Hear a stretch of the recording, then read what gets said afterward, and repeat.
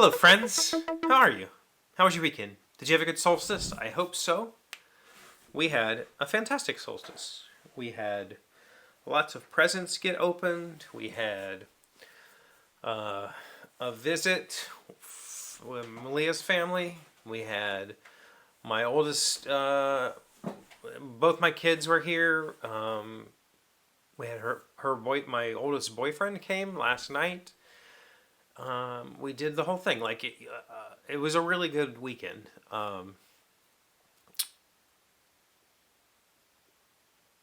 Our normal kind of tradition has been the night before. We usually have some dinner, and then when it gets dark, we go drive around and look at lights. Here, when this started when my kids were little, it was really the only way to get my oldest to sleep. She was a notoriously bad sleeper. She had colic as a child. It was just impossible. And I needed to get them to sleep because when they were little, they were always home. There was no time for me to wrap gifts and do any preparation.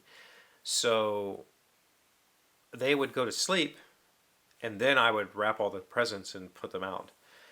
So this tradition of driving around the night before and seeing all the lights started when they were little. It just has continued. And here, we used to drive like all over this town to find Christmas lights to look at. There's a local park now for the last like 10 and maybe 15 years, 10 years for sure, has like a drive-through light show that they put up every year. And so we go do that. And then there's one guy's house on the other side of town where he has a whole lights display, all addressable LEDs, and you can tune into the radio station. He has a little FM transmitter there, listen to his music, and then he's got some talking snowmen and just this wild lights display. So we go watch that. So we did that. That was a good time. Wake up, do the gifts just like any other wintertime gift giving celebration. But other than my kids are older and come downstairs at like 9 instead of 5 in the morning. So everybody gets sleep, and then we come down and we do presents.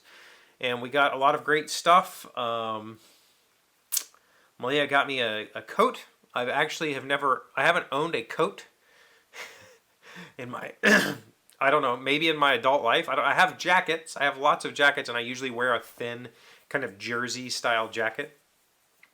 But I decided I probably should have a coat, so she bought me a coat. And she also got me a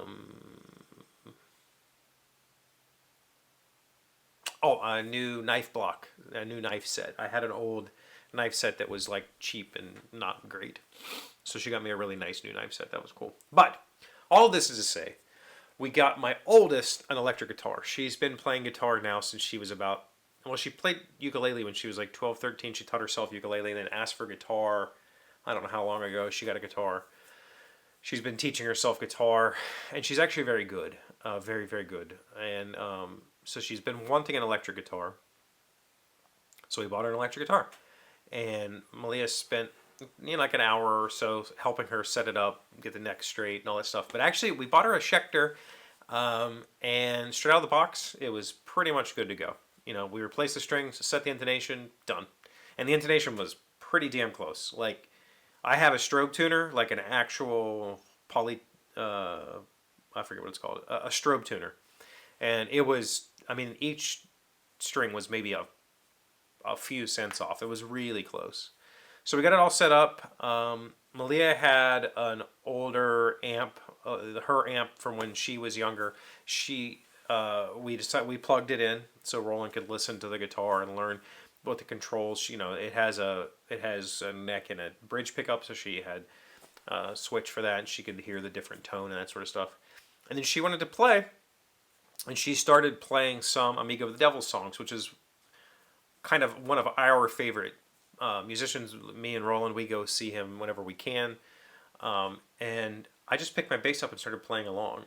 She pulled up some tab, like chord charts, not really tab, chord and lyric charts, and I pulled the same ones up, and it was fascinating. It was so validating that I've only been playing for, since May or whatever, and I was able to take this guitar chord chart, or just chords and lyrics, and just immediately play a bass line along with her.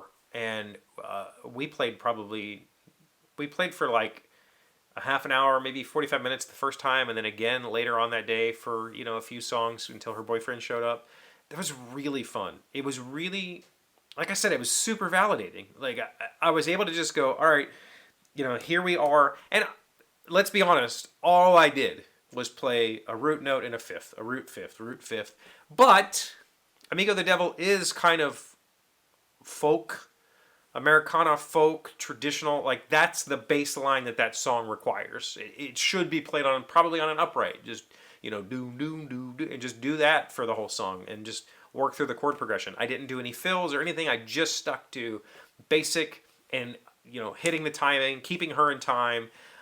Which meant that she was able to she was singing while playing and hadn't really played these songs before. And we just stumbled through a whole bunch of his songs and had an absolute fantastic time doing it. I was really like, yes, I want to do this. I want to do this more. I want to do this always. I want to find somebody, that I can play with regularly and get together and just jam it out and have a good time experimenting. It doesn't have to turn into anything. If it does, great. If not, that's fine too. Let's just sit around and play songs together and have a good time with it.